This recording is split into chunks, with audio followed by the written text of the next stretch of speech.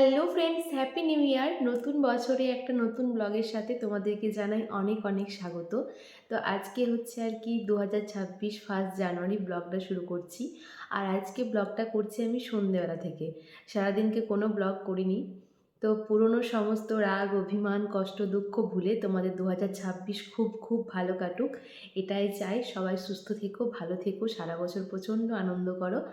তো আজকে সন্ধ্যেবেলা থেকে ব্লগটা শুরু করছি। আর সারাদিন বাড়িতেই ছিলাম, সেভাবে কোনো প্ল্যান ছিল না বাইরে যাবার, সে কারণে ব্লগটাও করতে ইচ্ছা করছিল না।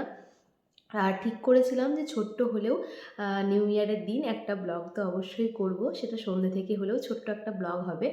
তো সেই রকমই সন্ধ্যেবেলা থেকে ব্লগটা শুরু করেছি। আর এখন শুরু করেছি, রাত্রে রান্নাবান্না করব, সবাই মিলে খাওয়া দাওয়া করব, এইটুকুই আনন্দ আজকে।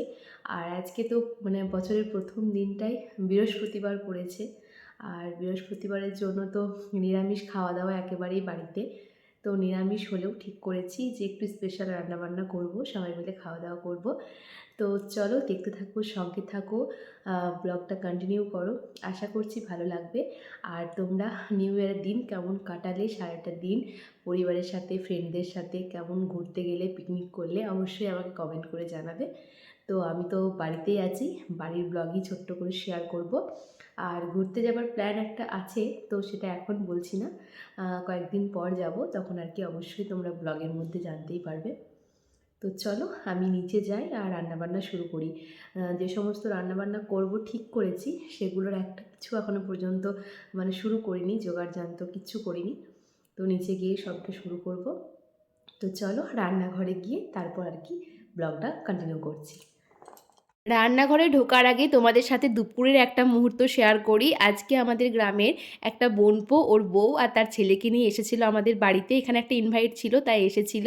আর ওর ছেলেটা কিন্তু আমাকে বউ বউ বলে ডাকে, আর আমি কিন্তু ওকে বন্ধু বলেই ডাকি। এসে থেকে অনেক অনেক গল্প করছিল, আমাদের উপরে বেডরুম, তারপর পুরো ঘর ঘুরে দেখেছে, সব কিছু করেছে। কিন্তু যখন এই যে ক্যামেরা অন করেছি, ব্যাস ও আর কিছুতেই আমার কাছে আসবে না। আর দেখো ওর মা নিয়ে আসতে চাইছিল, তো কি মানে কিভাবে থাম্বাটাকে ধরে আর কি দাঁড়িয়ে পড়েছিল। আর এই যে ওকে আর কি ভিডিও করছিলাম, লজ্জায় আর কি মুখ আর কি ওর লাল হয়ে যাচ্ছে, দেখতে পাচ্ছ, কোথায় লোকাবে বুঝতেও পারছিল না। যাই হোক, এইটুকু আমি শেয়ার করেছিলাম। বেশ কিছুক্ষণ ওরা বসেছিল, অনেকক্ষণ গল্প টল্প হলো। এখন আর কি বাড়ি চলে যাচ্ছে, তো এখনও ভিডিও করছিলাম। আর আমি ওকে বলছিলাম যে আমি তোমার সাথে যাব, বলছে জায়গা নেই গাড়িতে, কোথায় চাপবে, এসব কিন্তু বলছিল। আর টাটা করছে দেখো, তাও কিন্তু খুব লজ্জা, হাতটাকে আড়াল করছে, এরকম ব্যাপার। সামনে ক্যামেরাটা নিয়ে যেতেই মুখটাকে লুকিয়ে দিল। যাই হোক, ওরা তো চলে গিয়েছিল দুপুরবেলা, মানে বিকালের দিক করে বাড়ি চলে গিয়েছিল, তারপরে একটু শুয়েছিলাম। তো দেখো এখন এই যে রান্নাঘরে চলে এলাম, আর ওইটুকু মুহূর্ত আমার তোলা ছিল, তাই ভাবলাম যে ভিডিওর সাথে অ্যাড করে দিই। আজকে তো সকাল থেকে কোনো ব্লগ করিনি, কিন্তু ওরা এসেছিলো, সেই মুহূর্তটা একটু ক্যাপচার করেছিলাম। তো রান্নাঘরে আসার আগে সবার প্রথমে দেখো প্রচুর সবজি নিয়ে বসে পড়েছি। কারণ কি, সবজি তো কাটতেই হবে। আর সবজিরই আর কি অনেক রকম রান্নাবান্না হবে, ফ্রাইড রাইস করব, তার জন্য সবজি হবে। আর যেহেতু আজকে নিরামিষ, তাই তো সবজিটাকে বেশি করে মানে খেতেই হবে। তো সেই কারণে দেখো প্রথমে এসে আর কি সবজি কাটতে শুরু করেছিলাম। আর আজকে আমি রান্নাঘরে আমার সন্ধেটা কাটালাম, আর এভাবেই আমি ফার্স্ট জানুয়ারি সেলিব্রেশনটা করলাম। তোমরা কে কীভাবে ঘুরলে ফিরলে অবশ্যই কিন্তু জানাবে। কিন্তু জানো তো, এটা আমার কোনো খামতির জায়গা বা খারাপ লাগার জায়গা এসব কিন্তু নয়। আমার বেশ ভালো লাগে রান্নাবান্না করতে, আর নতুনত্ব রান্না করে সবাইকে খাওয়াতে, মানে সত্যিই খুবই ভালো লাগে। আর রান্নাটা মোটামুটি ভালোই করতে পারি, তো সবাই যখন বলে যে না ঠিকঠাক বা কিছু, সত্যি খুবই আনন্দ লাগে। বিয়ের আগেও হয়তো পিকনিক করতাম, বাট ফার্স্ট জানুয়ারি কোনোদিনও পিকনিক করা হতো না। ফার্স্ট জানুয়ারি মানেই হলো বাড়িতে তখন খিচুড়ি করা হতো, মাংস করা হতো, একটা আলাদাই আনন্দ। আর রান্নাবান্না করতেও বেশ ভালো লাগে। আগের বছরও তোমরা যারা আমার মানে ব্লগ দেখেছো ফার্স্ট জানুয়ারির, দেখবে যে আমার এক জায়ের মেয়ে এসেছিলো, তাকে নিয়ে সারাটা দিন কাটিয়েছিলাম, বাড়িতেই কাটিয়েছিলাম, রান্নাবান্না করেছিলাম সকাল থেকে রাত পর্যন্ত, এইটুকুই। তো আমার বেশ ভালোই লাগে। দেখো এই যে গল্প করতে করতে আমি কিন্তু প্রচুর সবজিপাতি কেটে নিচ্ছি। আর মানে সবজি কাটার ব্লগ বেশিক্ষণ দেওয়া যাবে না, তাহলে কি বলো তো, সবজি কাটা নিয়েই একটা বড় ব্লগ হয়ে যাবে, কারণ এত সবজি আমার কাটতে ছিল। যাই হোক, মাঝখানে একবার ব্রেক নিয়েছি, কিছুটা সবজি কাটা হয়েছে, কিছুটা বাকি আছে। এখন চা বসাবো। তো তার জন্য দেখো এই যে একদিকে জল ভরছিলাম ফিল্টারে, বোতলগুলো খালি হয়ে গিয়েছিল, আর একদিকে আমি চা বসিয়ে দিয়েছিলাম। আর এই মুহূর্তে দেখো এই যে আকাশ এসে এখন আমাকে ফোন দেবে, কারণ কি বড়দার আজকে আসার কথা আছে। তো বড়দা কালকে ফোন করে বললাম যে আসবে আসবে বেড়াতে, তখন বড়দা বলল যে কালকে যাব। আমি এটাও বলেছিলাম যে কালকে এসো না, কালকে তো পুরোপুরি নিরামিষ, কেমন একটা লাগে না কেউ এলে বাড়িতে নিরামিষ খাওয়া দাওয়া। তো দাদা কিন্তু বলেছিল যে নিরামিষ হলেও আমি যাব, কিন্তু এখন হঠাৎ করে ফোন করে বলছে আমি আর যাব না, খুব ঠান্ডা লাগছে, শীত করছে এসব বলছে, আর ঠান্ডার মধ্যে জ্বালাস না এসব করছিল। তো ফোনে আর কি আমি আকাশ দুজনেই বলছি এসো এসো, এটাই করছিলাম, মানে ভয়েসগুলো আর দিইনি। একদিকে চা বসিয়েছিলাম, একদিকে বড়দার সাথে গল্প করছিলাম, অনেকক্ষণ বললাম এসো এসো। তারপর আর কি ফাইনালি এসেছিল। তো মানে সত্যি কথাই দেখো, কেউ যদি আসবো বলে বাড়িতে তারপর না এলে কিন্তু খুব খারাপ লাগে। সেম ব্যাপার যখন আর কি কোথাও আমরা যাব ভাবি আর যাওয়া না হয়, সেটাও কিন্তু খুব খারাপ লাগে। তো আমি যেহেতু চাটা বানাচ্ছিলাম, আকাশকে ফোনটা দিলাম, বললাম যে আসতে বলো। আমি বড়দা ভাবছে হয়তো যে ও রান্নাবান্না বেশি করবো, এই আমি বললাম যে তুমি না এলেও আমি আজকে যে রান্নাগুলো ঠিক করে রেখেছি সেগুলোই করব। যাই হোক, তো বড়দাকে আর কি বলা হচ্ছিলো। এদিকে দেখো আমি লেবু কেটে নিচ্ছি, আর আকাশ তো জানে না যে ক্যামেরা চলছে, ও বারবার এসে এখানটায় দাঁড়িয়ে পড়ছে। তাই আমি যখন দুবার বললাম ওকে যে ক্যামেরার সামনে এসে দাঁড়িয়ে যাচ্ছ, তখন কিন্তু দেখো ও চলেই গেল রান্নাঘর থেকে। যাই হোক, তো এখন এই যে চা হয়ে গেছে আমার গল্প করতে করতে তোমাদের সাথে। আর সবজিও তো বললাম যে আমার মোটামুটি কাটা হয়ে গেছে, আর দু একটা জিনিস কাটতে আছে, আর পনিরটা কাটবো, তাহলে আর কি হয়ে যাবে। তো এখন এই যে চাটা নিয়ে নিচ্ছিলাম বাবার জন্য আর আকাশের জন্য, আর আমিও খেয়ে নেবো একটু চা। তো চলো, মানে ব্লগটা তোমাদের কেমন লাগছে অবশ্যই জানাবে। আজকে পুরো ব্লগটায় আমি রান্নাবান্নার মধ্যে যেহেতু কাটিয়েছি, তাই আর কি যেহেতু কাজ অনেক হয়েছে, তাই আমাকে একটু স্পিড করতে হয়েছে। আর স্পিড ভিডিও করতে গেলেই কিন্তু আমাকে ভয়েস ওভার দিতেই হবে, তাই আমি তোমাদের সাথে একটু বেশিই বকবক করছি। যাই হোক, তো এইখানে আর কি বড়দা মেনু জিজ্ঞাসা করছিল কী রান্নাবান্না করবি, আকাশ বলতেও যাচ্ছিল, বুঝলে তো। আমি বললাম না না না, মেনু বলা যাবে না।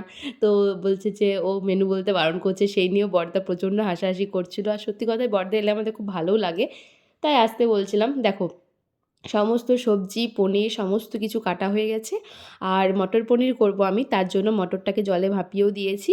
আর এখানে আকাশ আমাকে একটু হেল্প করছিল, ও ফ্রাইড রাইসের জন্য চালটা একটু ধুয়ে দিল, আর বললো চালের জলটা আমি বসিয়ে দিচ্ছি।